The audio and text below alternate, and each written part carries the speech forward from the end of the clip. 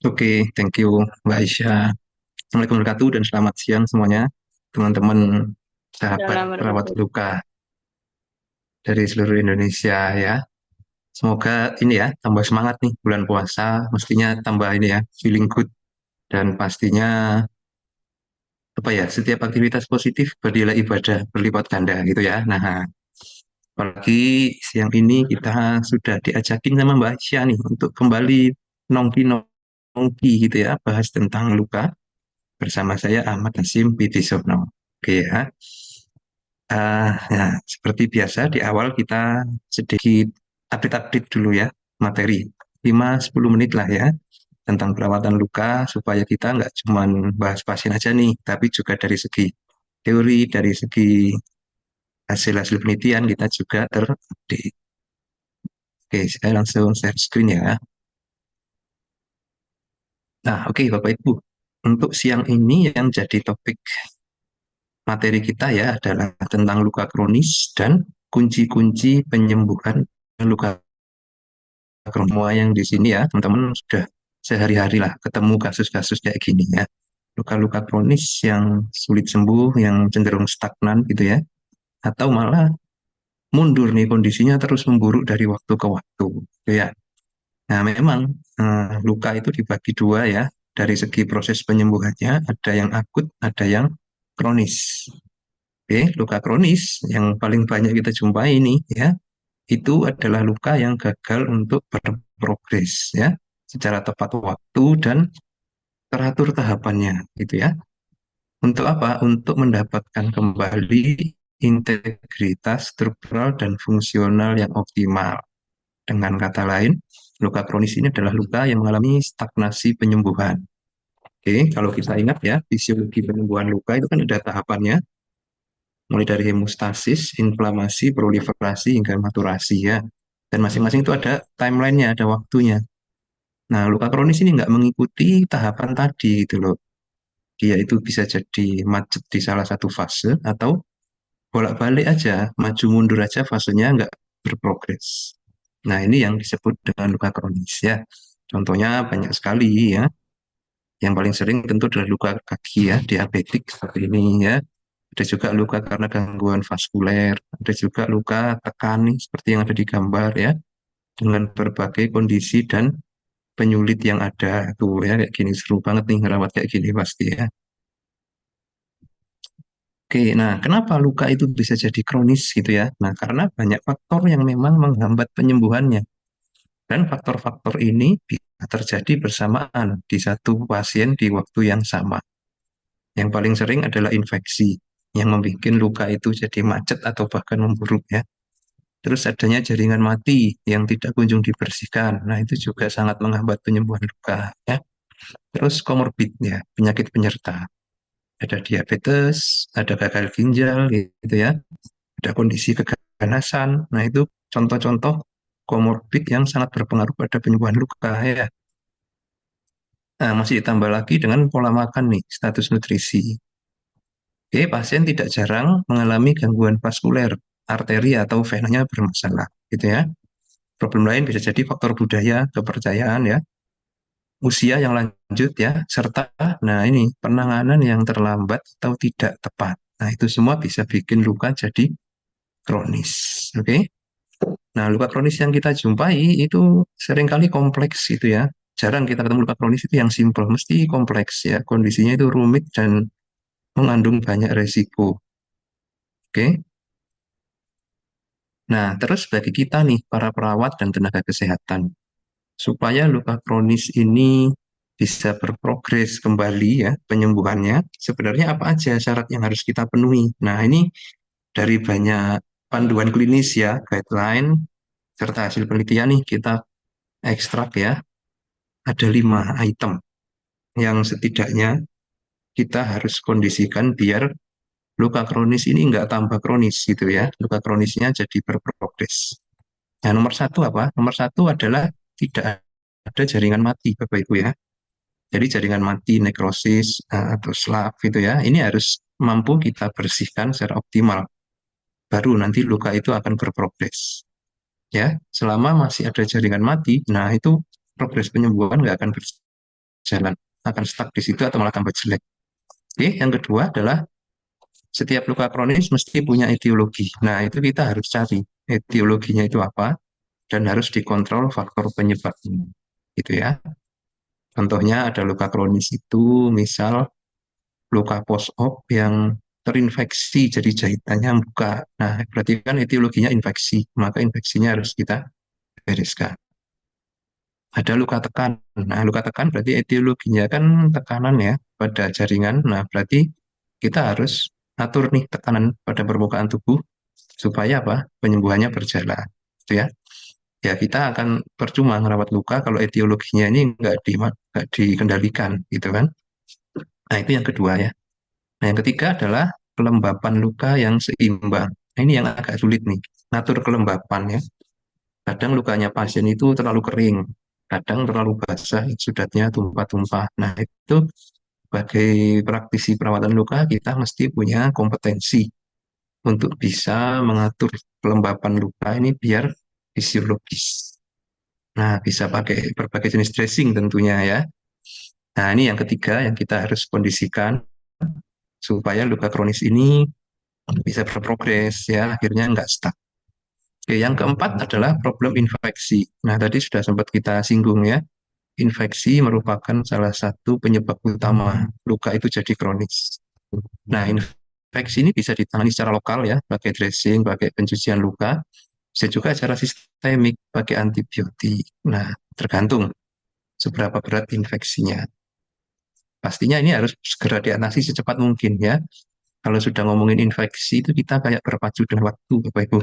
Semakin kita lama nggak bisa ngatasi infeksinya, kondisi luka akan terus memburuk ya, bahkan bisa berdampak pada kondisi umum pasien, KU-nya juga ikut turun. Nah, gitu ya. Jadi kita akhirnya juga harus jago nih mengatasi infeksi. Oke, nah yang terakhir, ini yang sering kelewat ya, yaitu support sistemik. Support sistemik itu gampangannya ya perbaikan KU pasien ya. Kalau yang nutrisinya jelek ya berarti harus ditingkatkan nutrisinya ya. Kalau penyakit komorbidnya nggak terkontrol, nah berarti harus dikontrol nih penyakit komorbidnya. Ya, termasuk dalam support sistemik itu adalah ini, support psikososial. Nah, itu juga termasuk dalam 5 kunci utama penyembuhan luka kronis. Itu Bapak Ibu ya. Oke, nah ini penting banget nih 5. Jadi saya tekankan ya kepada teman-teman yang sudah join di sini, ketika ketemu luka kronis, langsung dilihat kelima item ini gitu ya. Ada masalah di mana nih dari kelima ini? Nah, itu yang kita harus prioritaskan untuk ditangani supaya progresnya bisa cepat penyembuhannya.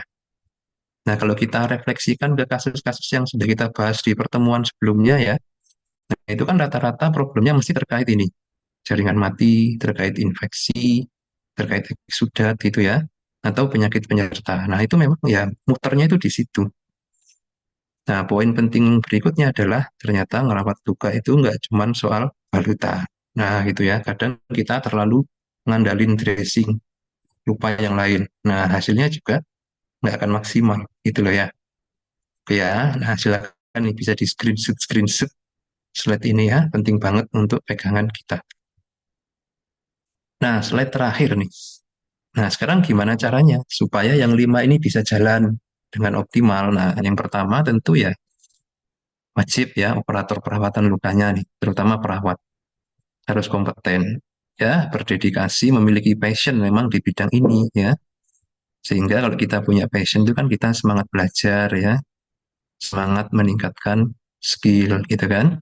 Akhirnya jago nih membuang jaringan mati, jago mengatur kelembapan dan infeksi, nah kan gitu ya. Nah ini syarat pertama ya yang kita harus penuhi.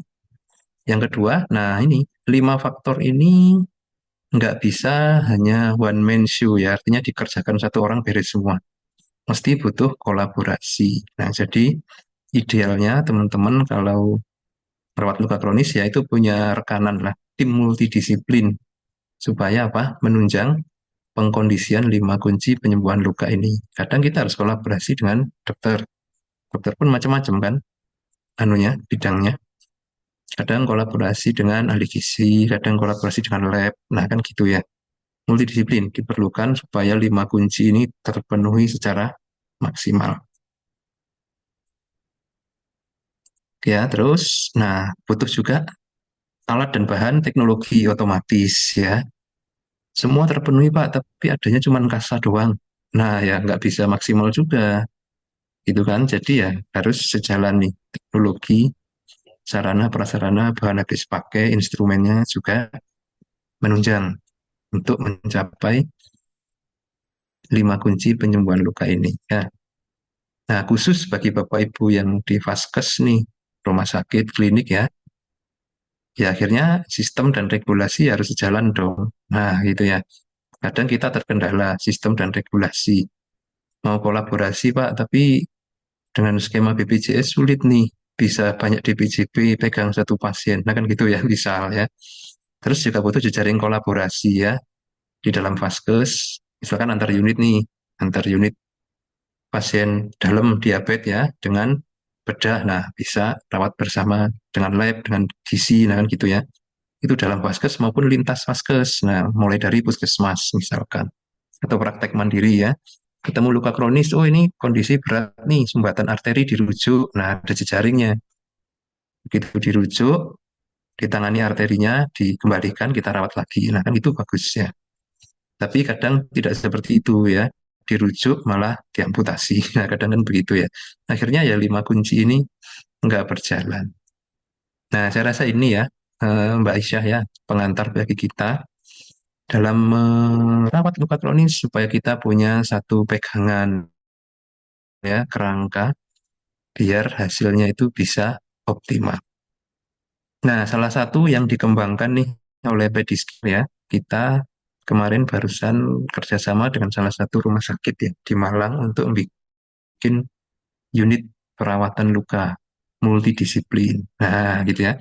Jadi di sini ini ada perawatnya nih, saya ya, dan juga dokter-dokter yang terlibat ya, ada bedah vaskuler, bedah plastik, penyakit dalam, orto, nah gitu ya. Menjadi apa? Satu tim kolaboratif. Tujuannya adalah mencegah amputasi, nah dan meningkatkan angka kesembuhan. Nah, keren ya. Nah, ini bisa menjadi opsi ya Bapak Ibu ya bagi Anda yang ada di rumah sakit untuk mengembangkan inovasi pelayanan gitu loh untuk menghasilkan satu produk yang bermanfaat dan berdampak untuk pasien. Biar luka kronisnya nggak dipotong-potong aja gitu ya. Nah, di sini kita memberikan pelayanan yang benar-benar fokus ya pada pasien, personalized. Dia butuhnya siapa aja nih yang rawat, kan nggak semua tim ngerawat kan. Nah, di sini kita yang kondisikan ya. Kadang butuh dirawat oleh perawat luka sama dokter vaskuler, kadang sama dokter endokrin. Nah, itu semua kita personalize di sini ya. Yang pasti semua kebutuhan itu kita bisa fasilitasi ya, komprehensif dengan harapan angka kesembuhan tinggi ya, angka amputasi yang sangat rendah, kepuasan pasien yang bagus dan akhirnya citra rumah sakit dan nakes meningkat gitu ya. Nah, barangkali ada yang ingin membahas lebih jauh atau bahkan justru ikut mengadop nih ya, kolaborasi dengan kita, monggo ya, nanti kita bisa diskusikan lebih lanjut. Oke, saya rasa itu ya, 10-15 menit pengantar. Saya kembalikan ke Kak Aisyah.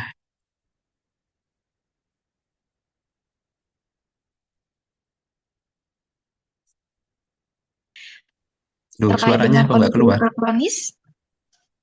Halo, apakah suara saya sudah terdengar? Oh, sudah. Tadi masih OTW. Oke, baik. Terima kasih banyak Pak Hasim atas materi singkat yang sudah disampaikan sebelumnya terkait dengan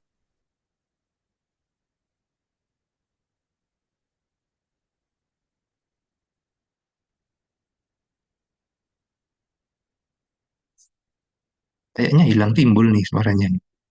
Nggak denger Mbak suaranya. RSUD Ibnu Sina Gresik, mantap. Pak Rozikul, semangat. Halo, apakah suara saya sudah terdengar? Mohon maaf, device satunya tadi terlempar. Oh, device terlempar. Ya, sudah jelas. Nggih, Pak Hasim. Baik, kita lanjut nggih. Mungkin tadi kita sudah diingatkan terkait dengan beberapa hal-hal yang bisa memperparah atau mungkin bisa membuat kondisi luka menjadi stuck dari perawatannya dan progres perawatannya. Bisa jadi kondisi-kondisi yang sedang Bapak Ibu hadapi saat ini juga disebabkan oleh beberapa penyebab yang seringkali kita lupakan dan justru kita hanya berfokus pada pemilihan dressing seperti itu.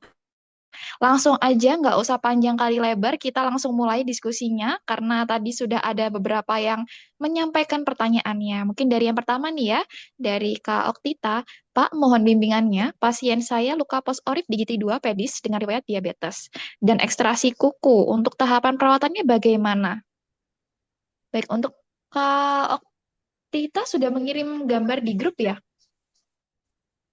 Coba kita cek di grup ya.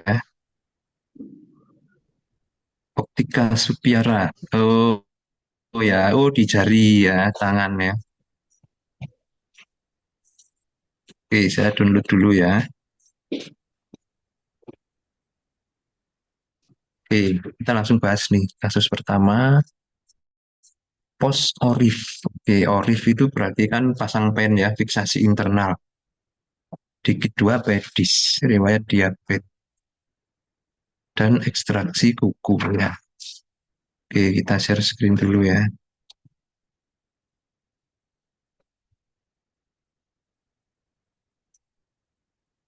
Gambarnya kok kayak tangan ya, bukan pedis ya. Apa ini yang di-mention dua kasus yang berbeda mungkin ya. Oke, kalau yang di tangan ini sih kita lihat cukup baik ya. Kondisinya ada sedikit jaringan yang berwarna hitam. Ini kayaknya darah yang mengering ya, atau kusta ya. Nah, ini bisa kita pakai produk yang punya sifat antimikrobial ya. Karena ini ada lapisan yang sepertinya menunjukkan tanda-tanda kolonisasi bakteri ya. Nah, kalau seperti ini sih infeksi ringan ya, ada banyak opsi produk yang kita bisa pakai ya. Dimulai dari pencuci luka dulu, seperti biasa ya, BHMP atau nano silver. Setelah itu kita bisa pakai antimikrobial yang dengan kekuatan sedang ya, kayak contohnya Putimed Sorbap, boleh, atau Bonazin ya, bisa, atau Metcovacin Silver, cocok nih. Terus balutan sekundernya bisa melolin atau kasa aja, karena eksudat juga nggak akan terlalu banyak ya, untuk luka ini ya. Saya rasa itu ya. Terus jangan lupa mencucinya harus sampai agak ke bawah ya, nggak cuma di lukanya doang, tapi area sekitar sampai ke bawah.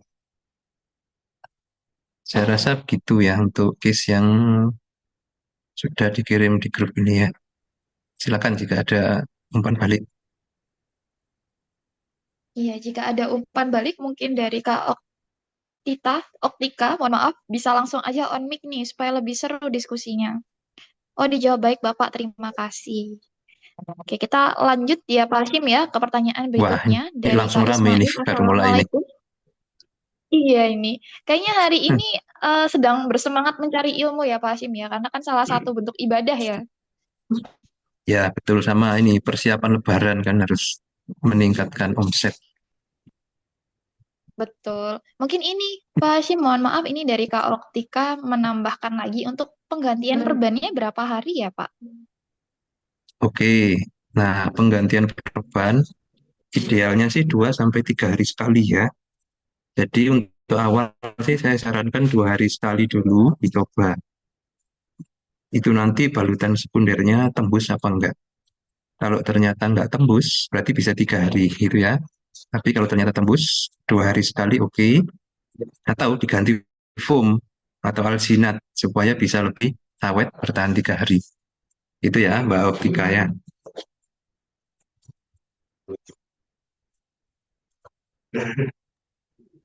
Oke, ya baik Bapak, terima kasih. Oke, karena Mantap. yang pertanyaan pertama sudah terjawab ya Pak Hashim ya, kita lanjut ke pertanyaan kedua dari Kak Ismail tadi. Assalamualaikum, izin bimbingannya Nas terkait dengan kondisi luka di atas. Mungkin untuk Kak Ismail boleh on mic atau mungkin dijelaskan terkait dengan kondisi dan juga riwayat dari pasiennya? Ya, betul. Info tambahan. Betul.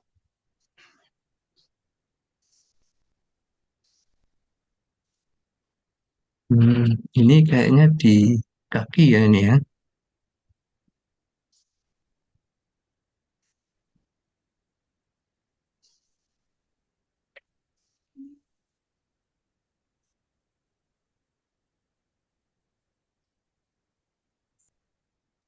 belum ada info ya. Iya nih, Luka diabetes ya. tapi nggih. Mungkin dari Kak Ismail boleh diberikan info terkait dengan riwayat atau mungkin posisinya seperti apa mungkin untuk tambahin informasi. Ya, sebelum open mic nurse. Langsung aja on mic nggak apa-apa. Tes, tes. Ya, masuk Ya, suaranya. suaranya sudah Silakan. terdengar. Ya, Assalamualaikum Nars. Waalaikumsalam wabarakatuh. Iya, sebelumnya ini kemarin sempat saya debri. Cuma mungkin tiba-tiba kemarin dulu saya buka, dia langsung kayak biru begini. Makanya saya Hmm, bingung juga, ini luka diabetes, Mas. Diabetes. Awalnya saya bocor di bawah sini, yang ada lubang kecil itu. Tapi kondisinya pasien dia nyeri, makanya saya pakai sistem autolisis saja. oke. Selama ini sudah pakai apa perawatannya? Selama ini pakai apa? Silver, Yang apa mereknya? yang Metcovazin. Oke. Oke, terus? Tapi yang kalau untuk sekarang ini saya tidak pakai metcopazin, saya pakai yang di bawahnya yang mengandung apa itu? Yang seperti saya pakai apa di produknya eh yang mengandung mana Yang saya hijau lupa atau yang namanya. merah? Oh, yang Yang hijau. Baik. Hugeners. Tapi bukan metcopazin Oh, ini. beda. Beda. Cuma kan bahannya hampir sama, Ners. Oke, oke. Merek lain ya. Iya, iya. Iya, iya. Oke. Nah, ini posisi di mana ini, Pak Ismail? Makassar. Dari Bombana. Oh, Bombana. Oke. Masuk Sulawesi Selatan ya itu ya. Oh, Tenggara ya. Sulawesi Baik. Tenggara, Oke. Ners. Oke, nah kita bahas ya kasus ini. Nah, pertama pasien ada diabetes, yang kedua sudah dirawat debridemen, ternyata malah menunjukkan risiko perburukan itu ya. Ini kita bisa lihat Iya, Ners. karakteristik jaringannya ya. Yang di sini terlihat normal, yang di sini nampak inflamasi sekali. Nah, warna jaringan yang seperti ini ada dua kemungkinan Bapak Ibu ya. Satu, itu infeksinya yang menyebar. Dua, aliran darahnya yang tidak bagus. Nah, itu ya. Jadi kita cek dulu nih, pasien ada tanda-tanda ini enggak sumbatan arteri. Misalkan kayak akral dingin, nadi lemah, terus CRT memanjang, ada enggak itu? Nah, kalau ternyata ada, ya berarti kita harus konsulkan nih ke vaskuler ya untuk diperiksa lebih lanjut arterinya dan diperbaiki perfusinya. Itu ya. Nah, tapi kalau tidak ada tanda-tanda sumbatan arteri, berarti problem utamanya adalah infeksi yang menyebar nih, Nurse Ismail ya. Nah, kalau sudah infeksi menyebar, itu penanganannya harus lokal dan sistemik. Oke. Nah, yang sistemiknya kita ngapain? Kita kasih sistemik, kalau bisa intravena nih, melihat resiko penyebaran infeksinya ya. Tapi kalau nggak bisa intravena per oral aja. Lebih bagus lagi kalau disertai kultur. Jadi dikultur dulu, terus antibiotiknya dikasih yang sesuai. Nah, itu yang pertama ya. Nah, yang kedua, terlihat nih warna jaringannya ya, sebelah kanan. Ada yang merah, ada yang merahnya pucat banget. Nah, ini tanda khas luka yang bermasalah dengan biofilm. Nah, artinya biofilm itu apa? Bakteri itu menebal ya di situ. Efek dari satu, kelembapannya nggak keserap. Dua, antibakterinya kurang kuat. Gitu ya. Jadi yang bisa saya sarankan adalah yang pertama ya, antiseptik pencuci lukanya dulu ya, PHMB atau nano silver spray. Setelah itu dressing antimikrobialnya pakai yang lebih tinggi ya kemampuannya. Jangan pakai yang sedang. Atau Terasop Silver ya atau Macfoam. Nah, itu yang saya rekomendasikan deh untuk kondisi seperti ini ya. diaplikasikan ke semua luka yang ada karena ini lukanya lebih dari satu ya. Terus penyerap eksudatnya juga diperbaiki karena kalau penyerapan eksudat nggak maksimal itu juga biofilm suka itu tumbuh di situ ya. Saya rasa begitu ya, Nurse Ismail. Gimana kira-kira? Eh, ini kan masalahnya harus dia nyeri kalau disentuh lukanya. Oke, Jadi kira-kira kalau mau dimasukkan obat ya, hidrosol hanya ditaburnya di atas atau bagaimana, Mas? ya. Yang penting sih satu, mencucinya harus bagus ya, tuntas. Terus dikompres-kompres dulu pakai antiseptiknya. Nah, gitu Iya. ya. Oke, terus setelah dikompres itu biasanya pucet-pucetnya biofilmnya ini agak bisa diambili nih. Coba diambili. Kalau nggak bisa diambili atau sakit ya nggak usah dipaksa. Nah, langsung aja dressing primernya yang antibakteri tadi pakai dengan ketebalan yang cukup. Kalau iodosop ya langsung ditabur, tapi yang ekstra tebal. Baru biofilmnya itu akan anu ya lepas.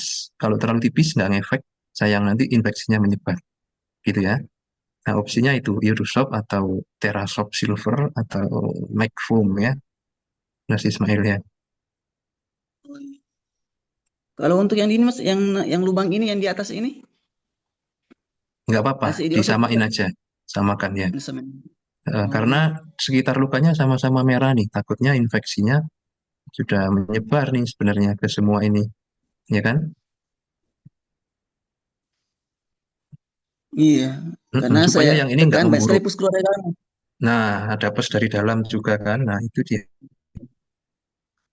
Oke, nah jadi ini seperti yang saya bilang di slide tadi ya, kita berpacu dengan waktu nih. Kalau sudah infeksi kayak gini nih, kalau kita nggak segera beresin, cepat memburuk ini ya. Oke, saya rasa begitu ya untuk case ini ya.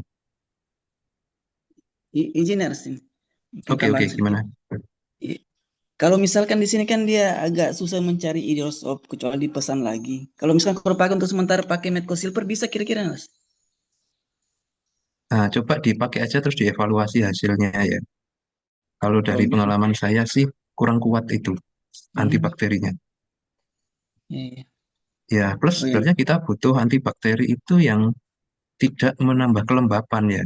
Karena lukanya kan udah lembab tuh. Iya. Kalau pakai salep-salep kan meningkatkan kelembapan. Jadi jangan pakai yang meningkatkan kelembapan juga sebenarnya.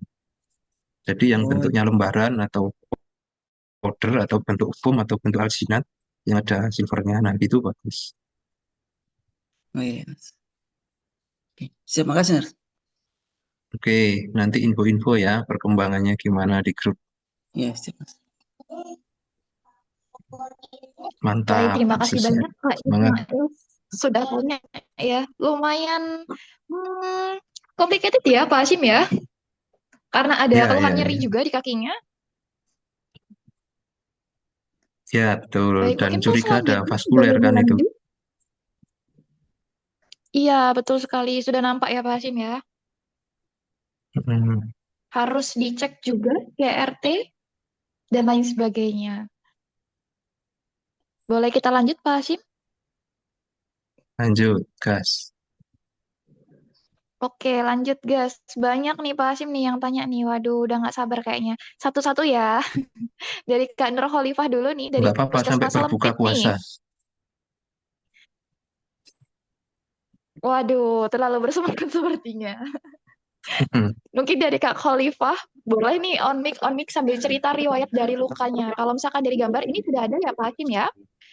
Untuk lukanya ini yang dikirimkan ada dua. Sekaligus bilang kalau misalkan luka sudah saya kasih metcovazin yang merah dan juga melolin. Ya, ya. Oke. Apa ada koreksinya ya, Nurse? Dan kemudian untuk luka hipergranulasi, baiknya memakai foam atau melolin. Oke, sip, sip. Nah, jarang-jarang nih kita ketemu luka yang kayak gini ya kondisinya ya. Udah merah ya. Coba kita Betul, tampil betul, ya. betul. Oke, dari kawan kita Nurse Khalifah dari Puskesmas Lempit ya. Nah, ini luka salah satu luka yang berproliferasi bagus ya. Oke, nah Ya, terus eh, ini ibunya lagi on mic ya. Ada yang mau ditambahkan mungkin Bu data pasiennya? itu keduanya riwayat DM, Nurse. Oke. Ini di pasien yang sama berarti ya, ini ya, Beda, Nurse. Kalau yang beda. itu di punggung kaki. Oke, baik. Ini juga termasuk luka. Selama ini dirawat pakai apa tadi? Untuk yang di punggung kaki itu saya kasih Medcoret sama foam. Mm-mm. Terus saya merawatnya itu sekarang 4 hari sekali. Oke, sip. Oke, Pak, ada koreksi, Nurse? Oke, ini yang digambar ini ya berarti. Ya. Oke, nah yang digambar ini bagus banget nih ya, granulasinya merah terang. Terus epitelisasinya itu sudah nyarut dan granulasi ya, jasnya itu nggak jelas. Nah ini tanda perkembangan yang bagus ya. Cuman problemnya kita lihat di sini nih, sekitarnya putih pucat ya. Nah ini artinya terjadi maserasi. Kenapa maserasi? Kelembapannya berlebih dan mungkin nggak keserap sama balutan sekundernya.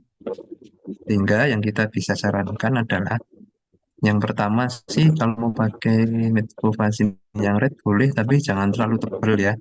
Tipis sekali aja untuk menutrisi granulasi dan epitelisasinya.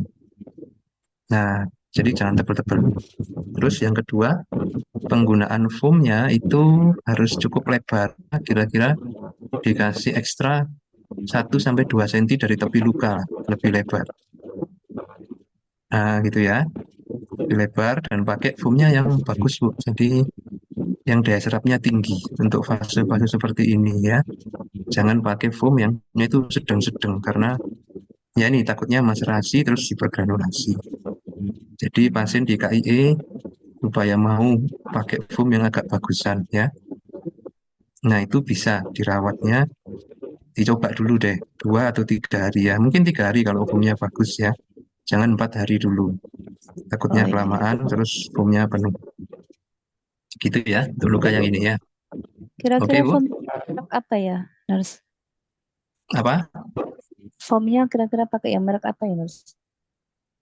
Oh, kalau yang kualitas menengah ya, bisa pakai yang merek WeCare ya. WeCare.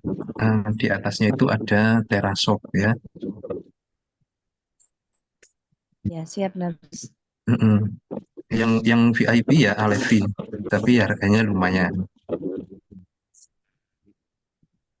Alevin ya, Nurse. Kalau saya sarankan sih Terasoft ini oke nih. Ya, siap. Oke. Nah, terus yang kedua ya. Nah, ini kita lihat nih, kalau yang ini beda ya, karakteristik epitelisasinya itu berbatas jelas. Nah, artinya berbatas jelas apa? Dia agak macet nih, nggak jalan ke tengah. Beda dengan yang sebelumnya. Nah, ini dia jalan nih ke tengah ya. Kalau yang ini dia macet ya. Oke, kalau sudah macet begini, yang paling aman ya, itu kita hindari salep-salep dulu.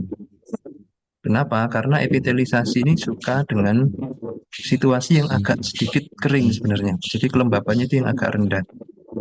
Jadi Ibu bisa langsung aja kasih foam atau alginat ya di sini, di sepanjang ini. Syukur-syukur alginatnya yang ada silvernya ya. Takutnya ini juga kena biofilm nih epitelnya jadi mandek. Nah gitu ya, langsung tempel foam atau alginat aja di sepanjang ini, nggak usah salep-salep dulu. Kita lihat nanti biasanya sih epitelnya langsung nih mau bergerak ke tengah. Begitu kelembapannya itu kita setel agak rendah. Gitu ya Bu ya. Untuk yang luka kedua tadi perawatan lukanya berapa kali ya, Nurse? Harusnya. Yang mana ini? Kemarin Yang tuh sekarang di layar ini? Iya, iya benar. Nah, kalau seperti ini idealnya 3 hari sekali. Sampai 4 Iya, hari. iya, saya Soalnya sel epitel itu nggak boleh sering diutak-atik Bu ya. Jadi kalau dengan pakai foam, sekalian foamnya itu yang daya serapnya oke. Pakai alginat ya pakai alginat yang bagus gitu ya, biar bisa 3-4 hari. Jadi epitelnya ini bisa tumbuh tanpa termanipulasi. Gitu ya. Mohon maaf, Nurse, tanya lagi. Kalau misalnya pakai foam atau alginat itu habis salah satu itu langsung kasa ataukah nanti habis alginat saya kasih foam atasnya atau bagaimana? Oh ya, kalau sudah alginat ya langsung kasa aja yang agak tebal ya. Jangan foam. Oh, Kalau mau foam ya foamnya dijadikan primer aja, jangan didahului alginat. Itu maksudnya. oh, berarti langsung foam. Kalau misalnya nggak pakai alginat, udah habis luka, cuci langsung Heeh, foam. Gitu langsung nggih? foam, Oh, langsung plester ditambah kasa gitu ya untuk melindunginya. oh iya. Ya, siap, Nurse. Oke, ini alhamdulillah ini sudah bagus ya. Tinggal problemnya adalah di epitelisasi. Mantap. Oke, baik. Terima kasih banyak. Ternyata kasusnya cukup seru ya. Nah, untuk teman-teman nih yang tanya terkait dengan mungkin perawatan sebaiknya seperti apa, dan kita harus mereka lagi terkait dengan fisiologi, pengkajian, dan lain sebagainya, boleh banget teman-teman langsung aja ikut aplikasi perawatan luka modern. Jadi ini adalah salah satu webinar kita yang akan kita adakan nanti pada tanggal 7 Maret 2026. Langsung aja, cuma 1 hari dan boleh pakai nge-zoom nih, jadi bisa sambil santai-santai seperti itu. Mungkin bisa kita lanjut ya, Ners ya, terkait dengan pertanyaan selanjutnya. Ya, mungkin ini sedikit tambahan terkait event tadi ya, Mbak Aisyah ya. Jadi memang yang di poster tadi ya, coba ditampilin lagi ya. Nah, itu memang kita desain untuk para praktisi ya, supaya apa? Supaya ingat lagi dengan teorinya gitu ya, dan bisa menggunakan ya teorinya itu ke dalam kasus yang sehari-hari dijumpai. Kadang kan kita itu ngawat luka kayak blank ya, kayak mati gaya atau stuck ya, ini diapain ya? Nah, itu karena kita lupa dengan teorinya nih. Mulai dari pengkajian luka, persiapan dasar luka, sampai pemilihan balutan, itu kadang kita lupa ya, karena kesibukan dan lain-lain lah biasa. Nah, itu problem yang ingin kita coba atasi ya melalui event ini. Jadi bagi Bapak Ibu yang udah rutin pegang pasien gitu ya, dan mungkin sering kesulitan nih dalam strategi perawatannya, ini recommended banget. Nah, ini sesi yang kedua ya. Sesi yang pertama bulan lalu, alhamdulillah juga banyak sekali peserta yang ikut dan sangat terbantu. Gitu ya. Oke, itu aja tambahannya, Mbak Aisyah. Baik, Pak Sim. Mungkin kita bisa langsung lanjut ya ke pertanyaan berikutnya, karena sepertinya teman-teman semua sedang sangat-sangat bersemangat dan ingin berdiskusi langsung nih, Pak Sim, nih banyak kasusnya. Mungkin dari Kak Nining, boleh dijelaskan Kak terkait dengan foto yang dikirimkan? Oh, ini ada. Oh ya, Izin ini bertanya, kasus Bu Pak Sim, Nining ini. kalau betul kasusnya Bu Nining yang sebelumnya. Terkait dengan pakai salep, kalau udah begini pakai salep nggak iya? Lukanya di perut, post-op angkat ginjal Pak, yang waktu Zoom tempo lalu saya konsul ke Bapak. Oke, berlanjut ya Pak Hasim ya. Seru banget nih kalau berlanjut nih. Ya, ya. Oke, kita coba tampilkan lagi kasusnya. Saya download dulu gambarnya.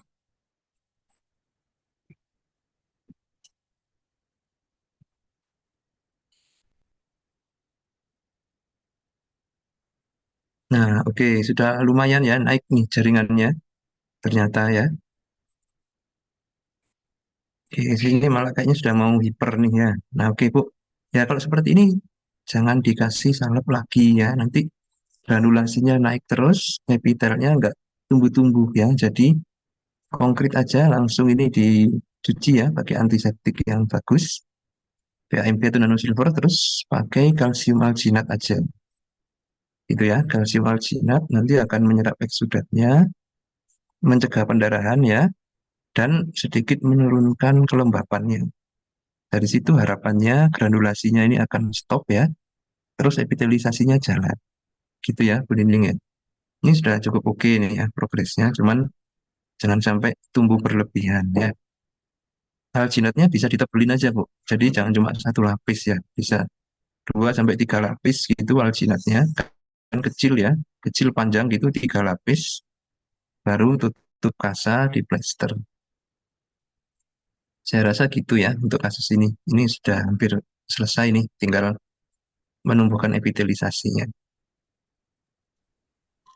Ini dari Oke, saya Ibu rasa gitu. Nining respon nih Pak. Saya pakai alginat aja. Ya itu ditambahi aja Bu, alginatnya 2 sampai 3 lapis ya.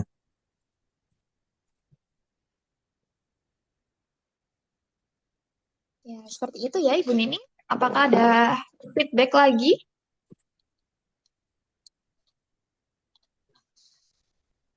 Oke, sudah dicukupkan. Baik, terima kasih Ibu Nining sudah berbagi juga progres lukanya nih.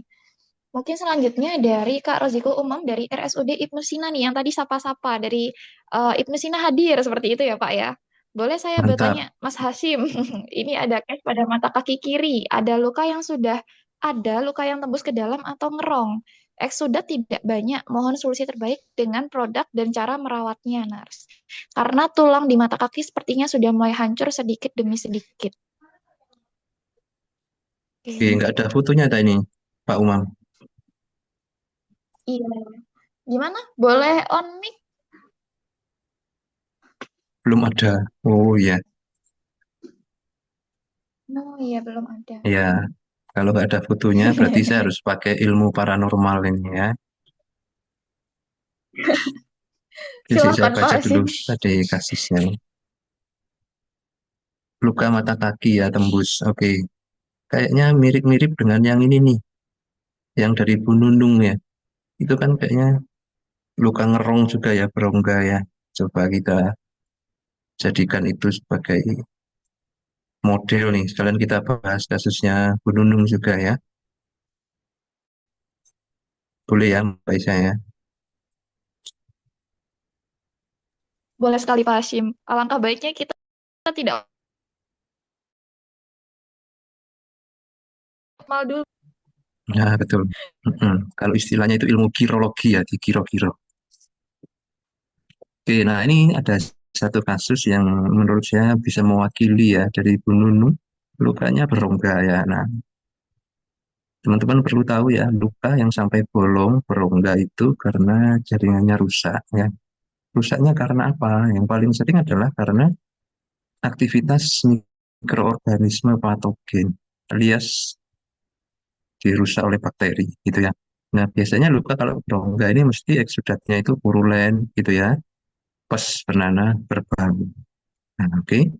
Sehingga yang pertama kita harus lakukan ya, prioritas adalah atasi dulu infeksinya. Oke. Nah, luka yang sampai berongga itu artinya infeksinya sudah menyebar atau spreading infection. Kalau menurut panduan terkini, spreading infection itu butuh antibiotik sistemik juga. Nah, jadi Pak Umam ya harus dapat antibiotik pasiennya ya, injeksi atau oral. Terus yang kedua, nah kita perangi kuman yang ada di rongganya ini sampai ke dalam ya. Apalagi tadi infonya sampai ke tulang tuh. Nah, jangan-jangan tulangnya udah kena juga tuh. Ya. Oke, nah dicuci lukanya seperti biasa pakai NaCl atau cairan steril yang lain ya. Keluarkan semua pesnya. Kalau sudah, debridement ya, slav yang ada, yang kuning-kuning. Oke. Nah, setelah itu bisa dicuci lagi sebenarnya ya. Dicuci lagi itu lebih bagus ya. Dicuci lagi, baru kita pakai dressing antimikrobialnya. Nah, kembali karena ini infeksinya udah berat nih sampai merusak jaringan sedemikian, pakai antimikrobialnya pun yang levelnya yang agak tinggi, jangan yang ringan-ringan ya. Kalau sudah bolong gini ya, saya paling suka sih pakai yang lembaran dimasukin ya. Yang paling kuat tentu Acticut ya. Kalau nggak ada Acticut, pakai Aquacel Agi. Kalau nggak ada itu, bisa pakai alginat yang mengandung sulfur ya. Algicide atau algel ya. Algicide lebih oke sih ya. Itu ya, masukkan ke dalam semua sampai mentok ke ujung rongganya. Jadi nggak ada celah untuk bakterinya kabur ya. Nah, setelah itu baru ditutup pakai penyerap eksudat yang oke juga. Karena ini eksudatnya mesti banyak ya. Nah, seperti itu dulu tahap pertama penanganannya untuk luka berongga yang infeksinya belum teratasi. Nah, nanti kalau kita sudah rawat rutin, tanda-tanda infeksi sudah minimal, kita ganti strategi perawatannya nggak lagi mengatasi infeksi, tapi yang merangsang pertumbuhan jaringan. Nah, gitu ya. Tahapannya jadi ada 2 ronde nih yang Anda harus bereskan. Ronde 1 atasi infeksinya dulu. Kalau udah, baru ronde 2 dirangsang pertumbuhan jaringannya. Itu ya, untuk kasusnya Pak Umam ya. Nah, kebetulan kasusnya Bu Nunung ini sudah hipergranulasi Bu ya. Nah, hipergranulasi ini bisa jadi satu, karena kelembapan berlebih, eksudasi nggak keserap ya. Atau yang kedua, karena ada bakteri juga. Bakteri itu merangsang hipergranulasi. Jadi saran saya ini juga sama ya, dikasih antibakteri yang kuat. Terus, nah ini butuh ditekan pakai foam nih, supaya bisa kempes granulasinya ya. Itu kasus yang ada di layar. Demikian saya rasa Mbak Aisyah ya.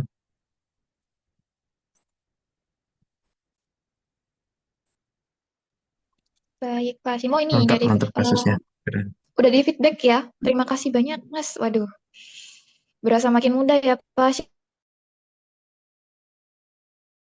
ya. Oh ya, memang ini Mungkin dari Bu mas-mas Nunung, kok saya. apakah?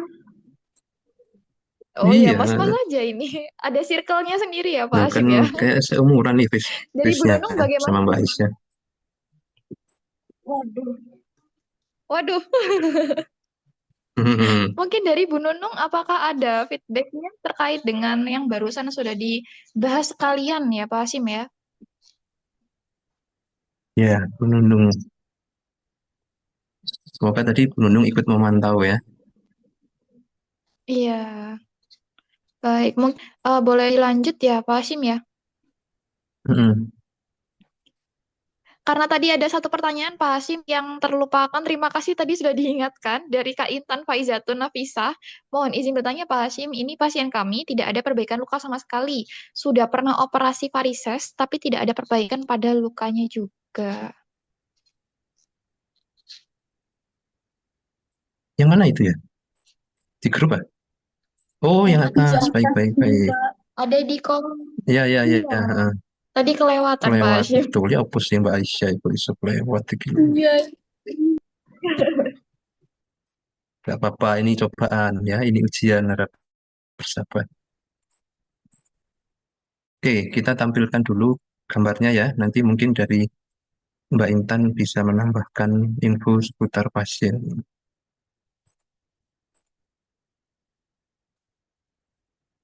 Nah, ini ya. Oke, gimana nih Mbak Intan? Ada info tambahan?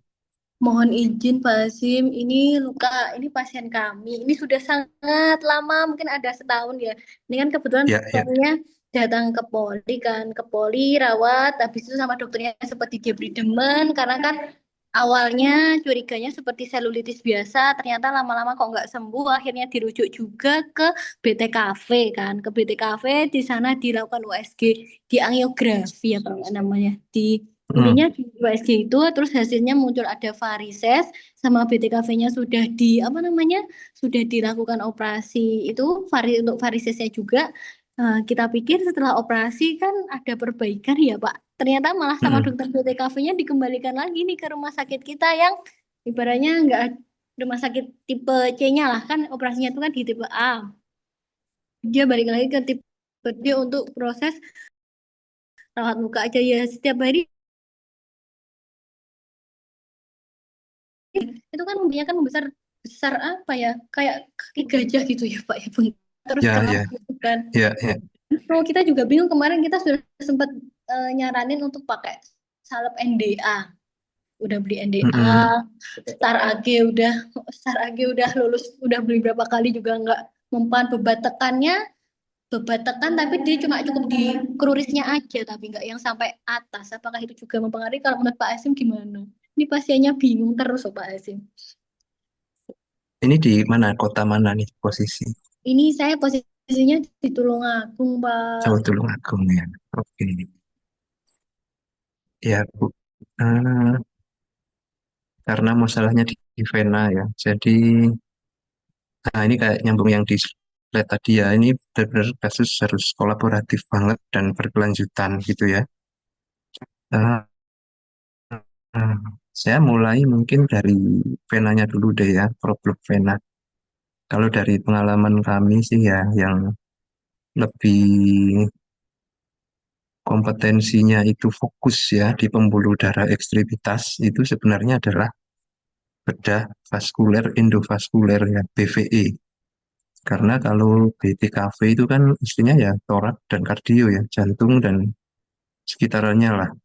Kalau di extremity memang kadang ngerjakan tapi lebih mendalam yang BVE. Sehingga kalau ada info ya, di mana nih ada dokter BVE terdekat, itu bisa coba ya di approach ya. Biasanya itu mulai dari USG-nya sampai tindakannya itu lebih detail dan hasilnya itu alhamdulillah lebih bagus.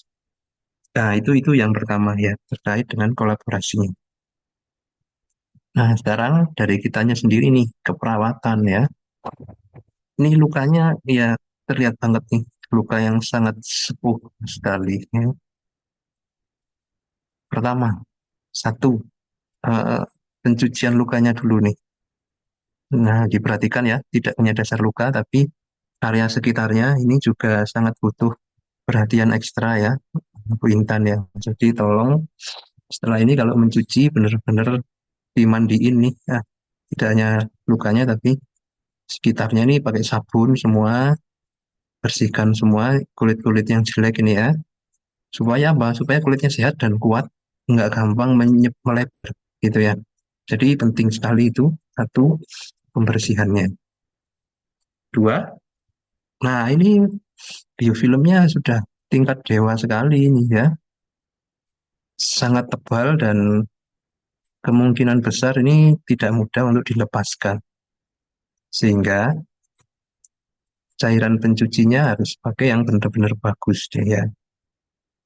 Kalau pakai produk BHMB, sekalian BHMB yang bagus ya.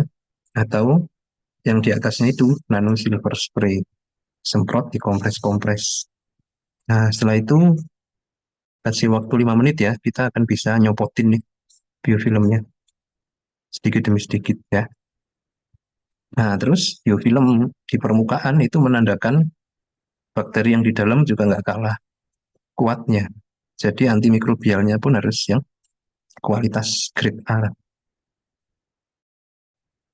Yang saya sarankan ya, dari pengalaman kami sih, iodoso powder bisa menjadi opsi pertama, tebal.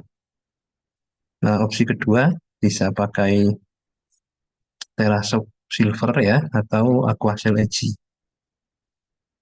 Nah, yang terakhir, yang terkuat tentu adalah Acticoat Silver ya. Nah, itu coba mulai dari tingkatannya itu dulu diaplikasikan ya. Oke, nah sudah nih, pencuci luka sudah, dressing sudah, penyerap X sudah juga pastinya ya. Ini jelas purulen dan berbau nih. Apalagi sudah kronis banget ya.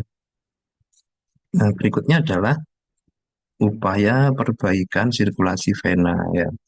Obat tekan wajib ya. Kalau tidak ada masalah di arteri, artinya skor AB-nya itu 1 atau lebih, sebaiknya pakai yang 4 layer, yang kompresinya tinggi. Kalau nggak mau ribet, ya pakai stocking kompresi, tapi agak mahal, gitu ya. Nah, standarnya kalau mengkompresi itu memang dimulai dari punggung kaki sampai bawah lutut ya. Kayaknya tadi sudah dilakukan ya, cuma layernya mungkin yang kurang ya. Nah, itu yang kita bisa lakukan untuk saat ini ya. Nah, terus kalau dilihat bentuk jaringannya mulai rotok meresahkan nih. Ini anu ya, takut juga terjadi perubahan karakteristik sel ya, yang kemarin tak posting di grup tuh tentang tipe ulcer ya, Marjolin ulcer. Nah, ini hati-hati, jadi segera aja diatasi infeksinya biar segera merah 100%. Kayaknya gitu sementara ini ya, Mbak Intan. Gimana Ya kira-kira? Pak Hasim, berarti kalau misalnya kita kolaborasi sama dokter bedanya minta ke BV itu tadi, kira-kira di Malang ada Pak Hasim untuk dokter spesialisnya ini? Di Besti kita nggak ada luka-luka kayak gini dan hasilnya alhamdulillah bagus-bagus. Hmm. Tapi ini bisa sembuh ya Pak Hasim kira-kira? Maksudnya bisa lurus lagi dan kakinya bisa menciut lagi? Maksudnya bisa nggak bengkak lagi Pak? Nah, itu tergantung dari pemeriksaan dokternya nanti ya, apakah ini venanya dan seberapa parah.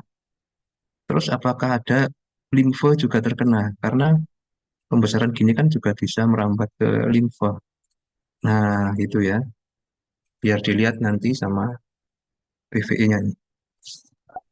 Baik, Pak Hasim, terima kasih sekali, sangat membantu.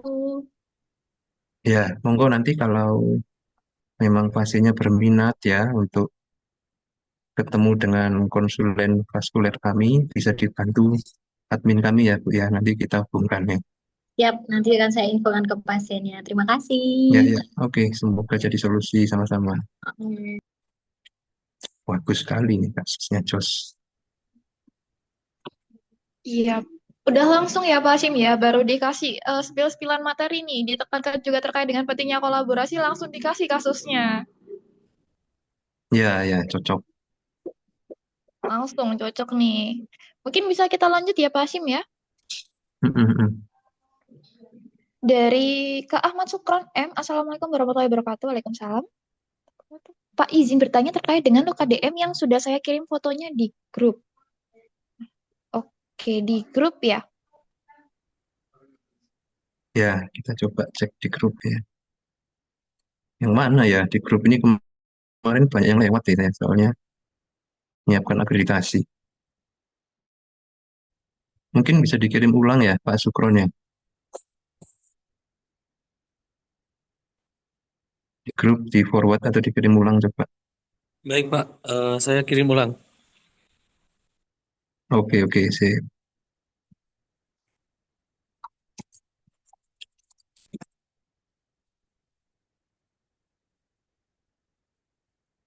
Kita tunggu kiriman paket.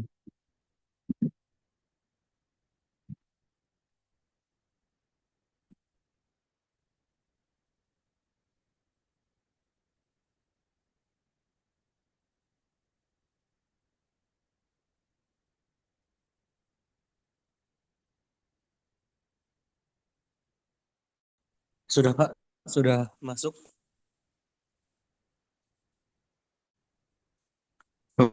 Oke, siap. Wah, tidak kalah bagus nih. Monggo Pak, jika ada info tambahan yang mau disampaikan. Jadi yang ingin saya tanyakan, Mas, itu kan kasus pada pasien yang diabetes mellitus ya, mengalami Mm-mm. pada luka pada bagian tungkai, yang dimana kondisi luka itu tampak menghitam. Ya, Jadi setiap kunjungan itu sudah saya lakukan debridement, ya. namun hingga saat ini saya belum menemukan tanda-tanda kemerahan sama sekali. Untuk sementara, dressing yang saya pakai itu saya menggunakan Midco Silver Dust.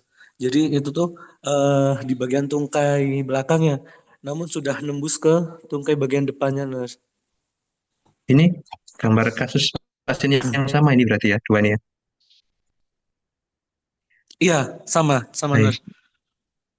oke. Oke Pak, langsung kita bahas ya.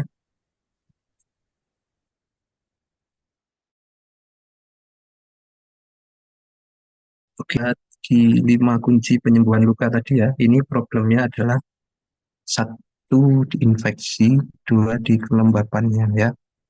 Nah, wabil khusus ini infeksinya yang menyerang tendon fasia. Nah, gitu ya. Nih di sini Achilles ya, tendonnya sama di telapak kaki ini di kalkaneus ya. Oke, ini infeksinya sudah tingkat dewa nih, Bang Sukron ya. Dan ini problemnya tendon itu nggak ada aliran darah ya. Jadi sel darah putih nggak bisa ke situ. Anda kasih obat antibiotik juga nggak nyampe gitu kan. Sehingga yang paling utama mengatasi infeksinya memang harus dari antiseptik pencucinya sama dressing antimikrobialnya. Nah, kalau seperti ini sama dengan case-case sebelumnya ya, Anda harus pakai antimikrobial yang levelnya itu agak tinggi ya. Apalagi ini sudah cukup kritis nih. Oke, jadi jangan pakai yang sebelumnya. Itu mungkin nanti kalau sudah mulai mereda boleh pakai kuat. Itu ya. Apa aja tadi? Nah, tadi sudah sempat saya mention ya. Yang pertama bisa iodoscope powder tebal, ya kan? Yang kedua di atasnya itu ya bisa pakai Terasop Silver atau Aquacel Edgy. Nah itu opsinya ya untuk dipakai di sini di area tendonnya ini. Nah nanti kalau itu sudah Anda pakai rutin dengan ketebalan yang cukup ya, ini nanti akan berubah nih, nggak hitam lagi ya, jadi kuning. Terus setelah kuning dia akan mulai memadat ya, lisis. Nah dari situ nanti kita akan bisa memutuskan ini tendonnya masih bisa dipertahankan atau memang sudah benar-benar rusak gitu ya. Saya rasa gitu ya. Untuk luka-luka yang masih ada kuningnya, terus di area Achilles sampai ke bawah sini, sama yang di telapak kaki tadi. Itu antimikrobialnya harus benar-benar yang kelas tinggi. Syukur-syukur kalau Anda bisa ini ya, CSWD diguntingin. Nah, ini bagus juga nih. Ya, supaya lebih cepat efek antimikrobialnya juga lebih cepat ya. Tapi hati-hati dengan yang di tendon. Sangat hati-hati sekali. Itu ya. Nah, untuk yang di sini sih sudah aman ya, saya rasa.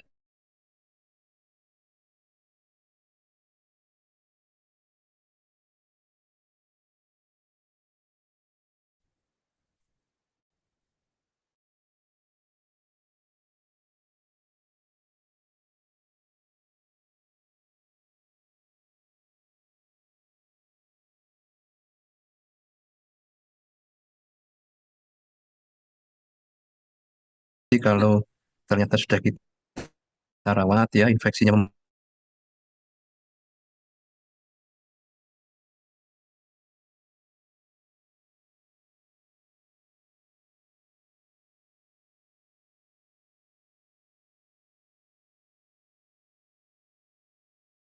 gimana solusinya ya.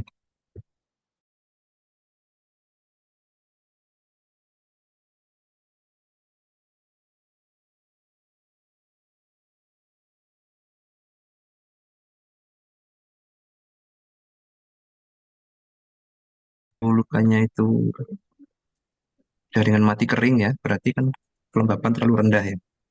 Jadi kita harus fokus ini meningkatkan kelembapannya secara maksimal ya. Rekomendasinya pakai hidrogel supaya nanti melunak ya dan kita bisa atasi. Mungkin dari grup chat ini sudah ada Pak Sim, sudah dikirimkan fotonya. Oke, oke, siap. Coba saya download dulu ya.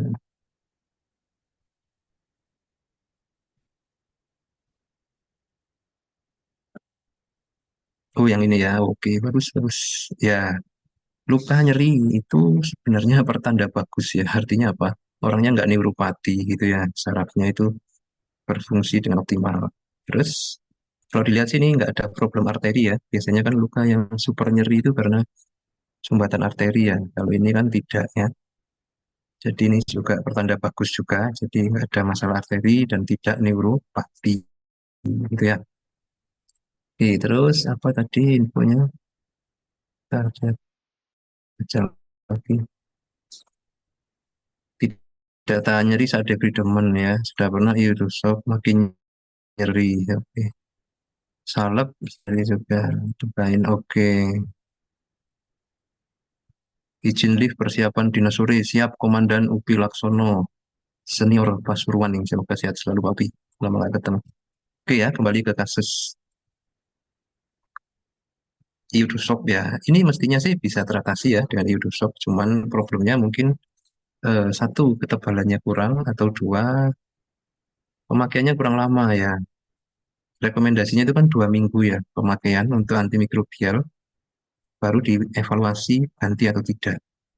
Nah itu ya Mbak Aziza. Jadi kalau Anda pakai iodosop, nah dicoba dulu ini 2 minggu dengan ketebalan yang cukup gitu ya. Oke, kalau 2 minggu nggak maksimal, baru kita ganti pakai yang lain. Mungkin sekarang pakai apa berarti perawatannya ya, Mbak Aziza? Ya Allah. sekarang pakai salep nurse. Salep apa yang dipakai? Salep ada kandungan zincnya gitu punya perusahaan. Oh ya. Nah, kalau zinc tok nggak ada efek antibakterinya ya. Sementara kan SLAF ini produk hasil mikroorganisme ya, artinya banyak kumannya. Sehingga sebaiknya pakai yang ada antibakterinya. Kalau pakai metcobazin berarti yang metcobazin silver ini cocok nih, karena infeksinya nggak terlalu parah ya. Atau brunazin. Nah, brunazin plus bisa pakai ini. Iodosop lebih tinggi lagi sebenarnya levelnya. Cuman mungkin kalau tambah nyeri ya berarti pakai yang lain aja tadi. Methcobazin silver atau brunazin plus atau star lagi ya bisa. Itu ya Mbak Aziza ya. Iya. Baik, terima kasih Nurse Asim. Oke oke. Nah, Macfoam juga bisa Macfoam. Macfoam itu foam sekaligus ada antibakterinya ya. Nah itu juga cocok nih. Dan nggak bikin nyeri itu. Eh, Antimikrobialnya di Macfoam itu nyaman sekali.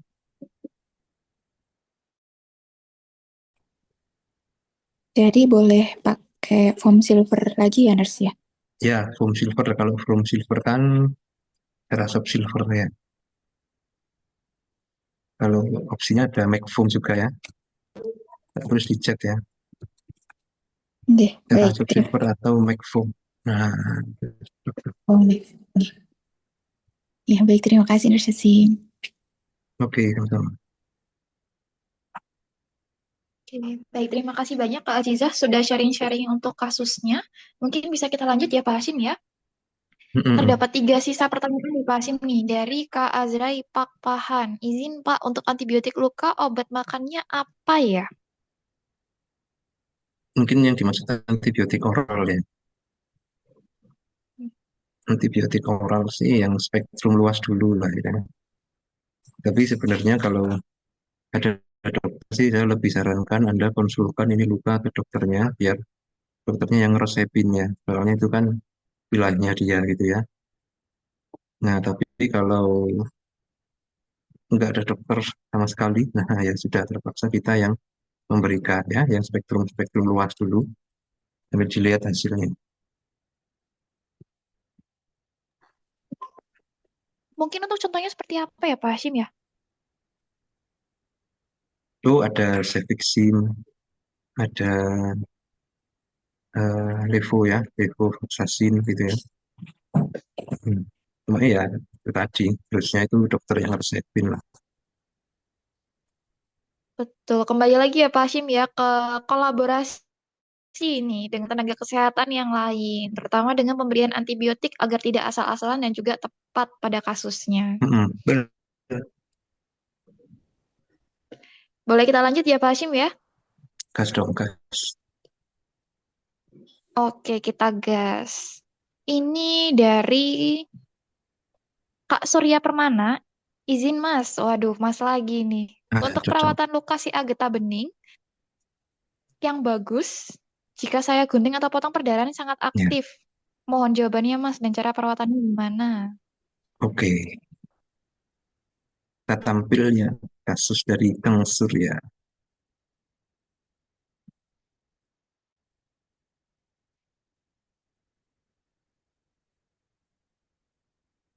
PCA getah bening ya.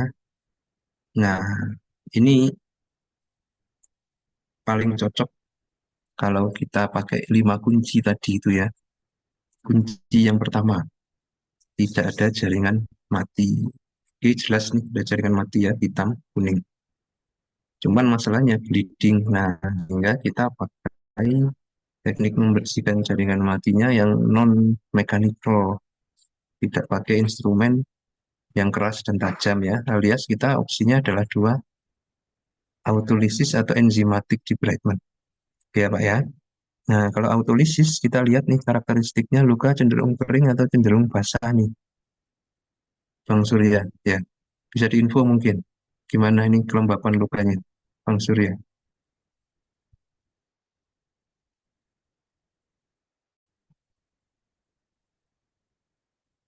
Ini Oh, namanya. belum on air sebenarnya. Halo. Nah, cenderung Oke, siap. cenderung basah, nurse. Basah ya. Oke, Ya. basah. Berarti kita pakai penyerap eksudat yang sekaligus ada antibakterinya. Nah, gitu ya. Syukur-syukur bisa mengontrol pendarahan sekalian. Nah, jadi bisa pakai kalsium alginat yang ada silvernya. Tutup tebel di sini ya. Sebelumnya tentu dikompres dulu ya, pakai antiseptik ya, dicuci dan dikompres. Ya, Oke ya. sebelumnya udah pakai iodorsop sama metcopazim silver, nurse. Oke.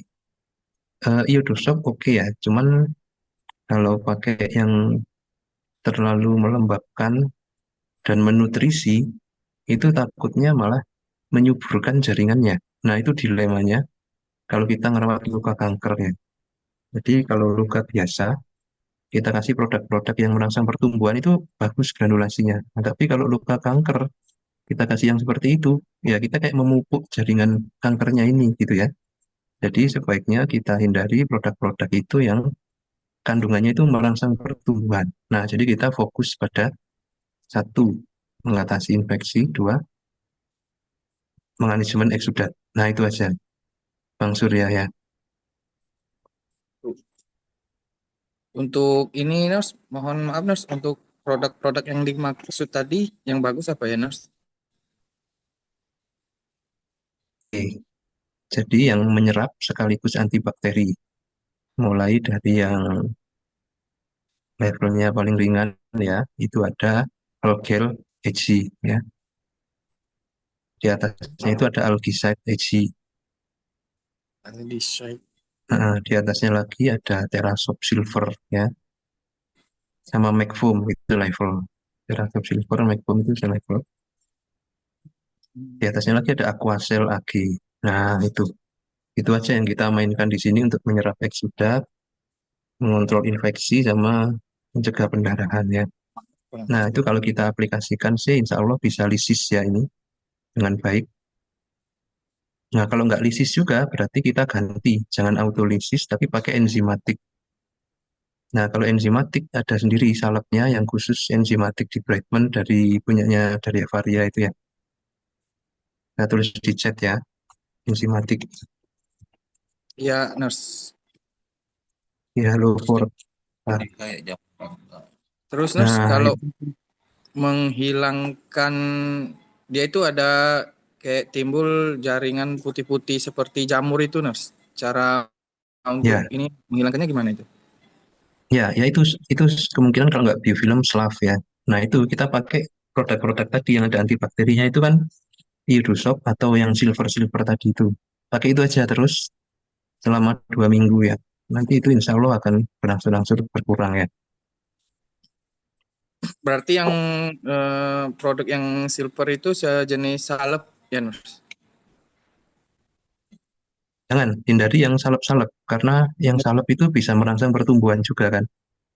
Jadi pakainya antibakteri tapi yang cenderung menyerap sudah gitu Bang Surya.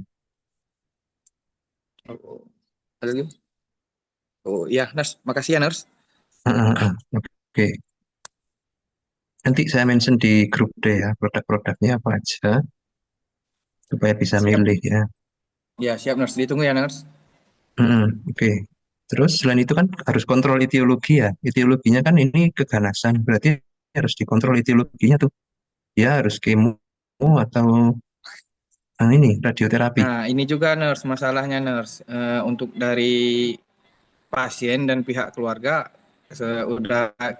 udah pasrah katanya gitu. Jadi mau melakukan perawatan aja. Oke, ya berarti kalau seperti itu prinsipnya kita paliatif ya, paliatif. Nah, Fokus pada kenyamanan pasien ya. iya, nurse. Oke, nggak apa-apa kalau keluarga sudah mengambil sikap seperti itu. Sip, sip, semangat terus Bang Surya. Siap, siap. Makasih ya, nurse.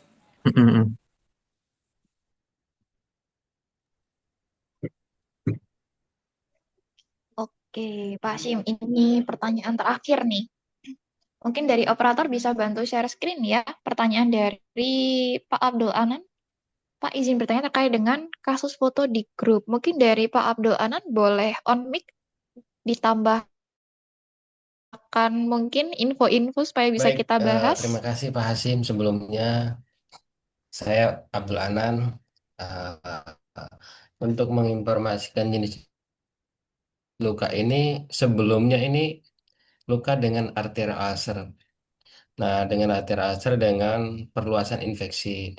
Jadi saya juga nggak bisa apa-apain. Akhirnya, tapi memang pasien dari awal sudah menolak untuk ke rumah sakit. Akhirnya keadaan umumnya kurang bagus, pasien ke rumah sakit. Pas pasien ke rumah sakit itu dirawat, tapi pasien menolak untuk amputasi. Pulang, pulang, tetap dengan perawatan kita terus juga bilang, ini kondisi nggak bisa kita apa-apakan, nggak banyak-banyak yang kita lakukan. Selain dari autolisis kayak gitu. Akhirnya di dalam perjalanan lagi pasien di rumah kurang bisi kurang, keluarga mendorong untuk ke rumah sakit lagi. Akhirnya amputasi. Dia telepon saya, Pak Anan, akhirnya saya diamputasi. Kalau memang posisi yang terbaik itu ya gimana Pak? Ya Bapak kebalik lagi ke Bapak gitu kan. Bilang kan dokternya sudah menjelaskan ketika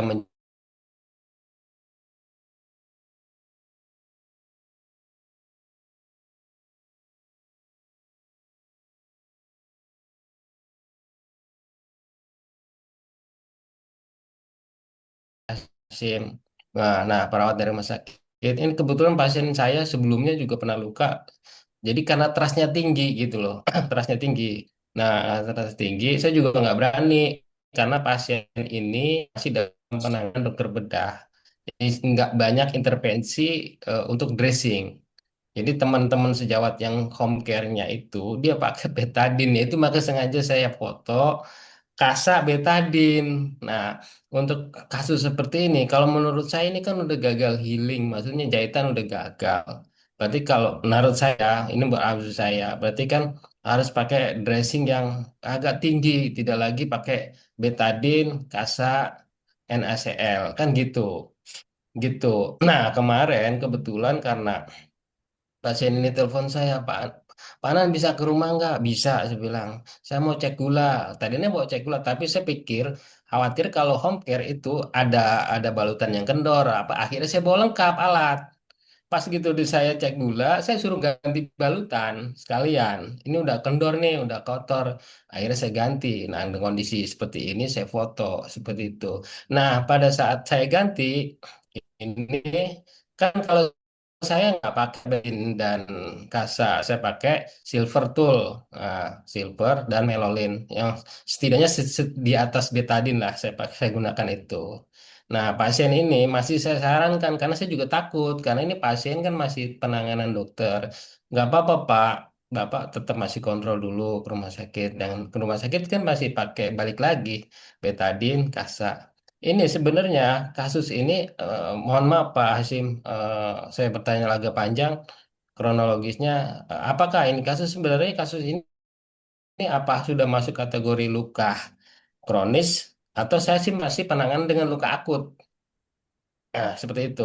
Tapi kalau amatan saya ini udah masuk kata ke kronis karena dia sudah dibuka juga sama perawatnya itu. Nah, berarti kan ada eksudat. Kemarin sih nggak berani saya juga pencet-pencet karena belum belum ranah saya masih ranah itu. Yang mencet itu eh, perawatnya yang home care kayak gitu kata kata pasiennya kayak gitu. Tapi sempat juga ada eksudat yang keluar seperti itu. Begitu Pak Hasim kurang lebih. Saya mohon pencerahannya. Karena kemungkinan pasien ini kalau kalau ya asumsi saya kalau seumpama dia selesai terus balik lagi ke saya apa perlu saya rawat dengan modern dressing kayak gitu. Seperti itu Pak Sim. Ya selama ini kemarin baru satu kali saya pakai itu Silver Tool sama Melolin sampai Pakai HMB. Urgotul ya Pak ya? Iya Urgotul Oke, HMB. Hmm, ya, ya. gitu. Oke, terima kasih Pak Anan. Nah, ini sebenarnya harusnya ini luka akut ya, cuman udah jelas itu nggak menyatu jaringannya, jadi hanya soal waktu aja nih jadi luka kronis. Dan problemnya jelas di situ infeksi. Nah, ini sebenarnya momen yang paling krusial nih Pak Anan ya. Mumpung jaringannya masih terlihat hidup semua, segera kita atasi infeksinya. Nah, Urgotul AG boleh dipakai sih, tapi dicoba aja dulu 2 sampai 3 kali perawatan Pak ya. Kalau hasilnya nggak bagus, segera diganti aja yang lebih kuat ya. Metcobalamin silver bisa nih untuk infeksi seperti ini karena nggak terlalu berat, atau iridosa powder itu malah lebih bagus lagi ya, karena dia bisa bentuknya kan powder ya, bisa masuk-masuk ke celah-celah, itu hasilnya akan lebih maksimal Pak. Dan saran saya sih pasien di KIE dulu aja, nggak usah bolak-balik ke poli dulu ya, nggak apa-apa. Ini lukanya sebenarnya aman secara sistemik, nggak ada problem, cuma infeksinya itu kalau penanganannya nggak tepat ya, kalau ketemunya kasat betadin atau tule biasa ya, ini rawan Pak, ini bisa jadi selafnya banyak dan membusuk lagi. Jadi sebaiknya fokus saja perawatan sama Pak Anan, pakai modern dressing antibakteri yang oke. Ini kan untuk sembuhnya masih sangat tinggi. Nah Begitu itu Pak, saya itu rasa. Pak Hasim yang jadi dilema saya dilema entah dilema etik atau etika kita karena kan memang masih kayak gitu. Pasien masih kontrol karena saya kan belum belum pasti ini gitu. Mungkin nanti kalau saya sudah komunikasiin kalau Pak kalau Bapak misalkan sudah dokternya sudah mengizinkan ganti balutan ke saya boleh Pak saya bilang gitu karena saya kayak ngerasa gini loh Pak Hasim, ya ampun balik udah mahal-mahal gitu udah sampai sampo amputasi sampai balik lagi ke asabetadin gitu. Sementara kalau ke asabetadin kita perjuangan ngebukanya aja kan ada perjuangan harus dilembabin dulu biar nggak lengket kayak gitu maksudnya. Kayak hati itu kayak gimana gitu Pak Hasim itu. Nah, gitu. Terima kasih sih. Kemungkinan nanti kalau pasien sudah balik dan mau lanjut ke saya, sarannya yang dari Pak Hasim saya gunakan seperti itu. Nah, Oke, oke. Ya Pak, ini yang jelasnya kalau dari saya ini luka yang sangat aman di tangan yang tepat tapi ya. Nah itu. Jadi kita confident aja dulu, jelaskan ke pasien ya bahwa metode yang kita pakai itu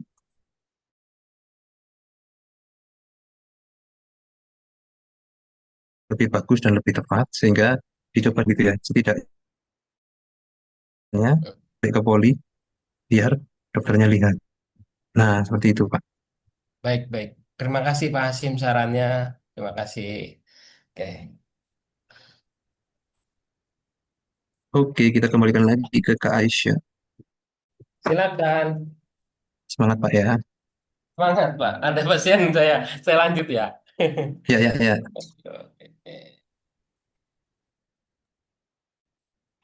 Oke, baik, terima kasih banyak Pak Abdul Anan sudah sharing-sharing ya, sama dilema-dilema hatinya juga. Oke, Alhamdulillah, terima kasih banyak atas antusias Bapak Ibu sekalian dan juga Pak Hasim ya yang sudah memberikan ilmu. Kasusnya hari ini sangat banyak sekali ya dan sangat beragam. Ini kayak udah tumpukan nih dari sebelum-sebelumnya mungkin yang belum direspon nih sama Pak Hasim ya. Jadi dikejar Pak Hasim. Semoga sesi sharing interaktif kelas hari ini ya bisa menambahkan insight baru, menambah wawasan, dan juga salah satunya adalah kepercayaan diri Bapak Ibu dalam melakukan perawatan luka pada pasien, khususnya untuk meyakinkan pasien lebih memilih menggunakan perawatan luka yang modern dibandingkan dengan yang konvensional seperti itu. Baik, sebelum saya tutup, mungkin dari Pak Hashim bisa memberikan closing statement untuk interaktif kelas batch 7 kali ini. Oke, closing statement-nya sih mengulang dari slide yang sudah ada tadi ya. Bapak Ibu, mari kita lebih jeli dalam melakukan pengkajian. Terus kita refleksikan hasil pengkajian itu ke dalam 5 kriteria kunci tadi penyembuhan luka ya. Hingga dari situ kita akan bisa menentukan fokus perawatan kita saat ini di mana sih. Nah, itu penting banget gitu ya. Nah, supaya Bapak Ibu semakin mantap ya dalam menjalankan perawatannya dan semakin inline gitu ya antara teori dengan prakteknya, bisa mengupdate kembali nah, pengetahuannya dan cara berpikirnya gitu ya dalam merawat luka di event one day workshopnya Body Care tanggal 7 nanti. Oke, saya rasa itu ya Mbak Aisyah.